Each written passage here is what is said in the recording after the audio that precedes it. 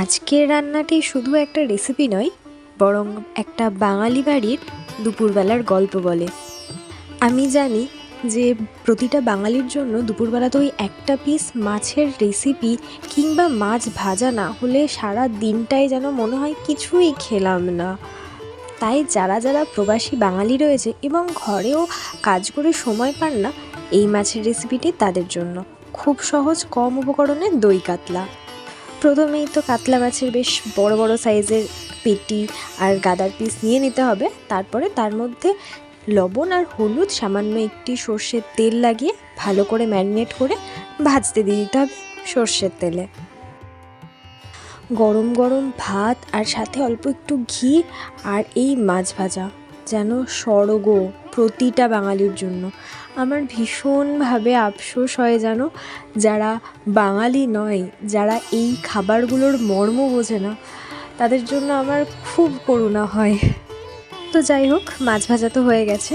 অন্যদিকে একটি বাটিতে অল্প কিছুটা টক দই সাথে সামান্য একটু চিনি দিয়ে ভালো করে ফেটিয়ে নিচ্ছি। আর মশলার জন্য বেটে নিয়েছি একটা বড় সাইজের পেঁয়াজ, একটা ছোট টমেটো আর 2-4 কোয়া রসুন, সাথে একটা লঙ্কা। এরপর কড়াইতে সর্ষের তেল গরম করে তার মধ্যে 2টো চেরা কাঁচা লঙ্কা, একটা বড় তেজপাতা আর সামান্য একটু সাদা জিরে দিয়ে ভালো করে নেড়ে চেড়ে তার মধ্যে দিয়ে দেবো আগে থেকে বেটে রাখা সেই পেঁয়াজ রসুন টমেটোর পেস্ট, আর দিয়ে দিয়েছি 1 চামচ আদা বাটা।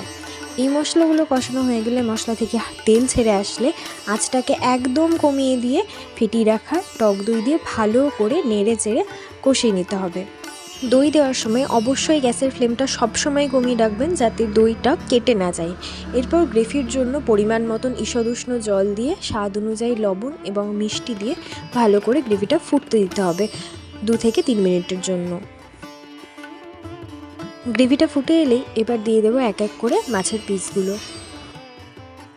এরপর আরও 2 থেকে 3 মিনিট মাছের পিসগুলো গ্রেভিতে ফুটতে দিয়ে ওপর থেকে অল্প একটু কাঁচা লঙ্কা আর ধনেপাতা ছড়িয়ে দিলেই তৈরি আজকের দই কাতলা। গরম ভাতের সাথে এই দই কাতলা হলে আর কিচ্ছু লাগে না। অনুষ্ঠান বাড়ির মতন স্বাদ এখন আপনার বাড়িতেই।